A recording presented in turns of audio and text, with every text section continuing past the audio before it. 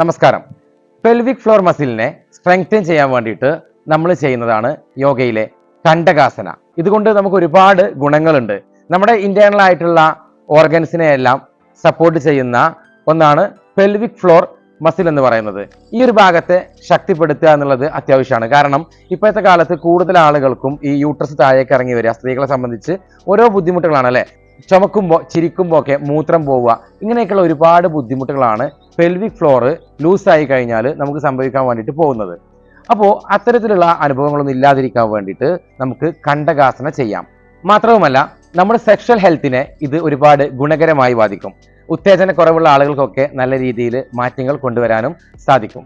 ചെയ്തു കാണിക്കാം. ഇതുപോലെ മലർന്നു കിടക്കുക. ശേഷം കാലുകൾ ബട്ടക്സിനടുത്തേക്ക് കൊണ്ടുവരിക. കണങ്കാലുകൾ കൈകൾ കൊണ്ട് ഇതുപോലെ പിടിക്കുക. ശേഷം നമ്മുടെ ഹിപ്പ് നന്നായി ഉയർത്തുക. ശ്വാസം എടുത്താണ് ഉയർത്തേണ്ടത്. പരമാവധി ഉയർത്തിപ്പിടിക്കുക. 10 ദീർഘശ്വസനം.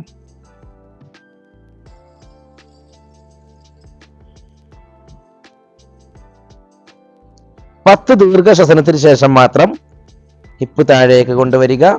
ശ്വാസം വിട്ടുകൊണ്ട് കാലുകൾ നേരെ വെക്കുക.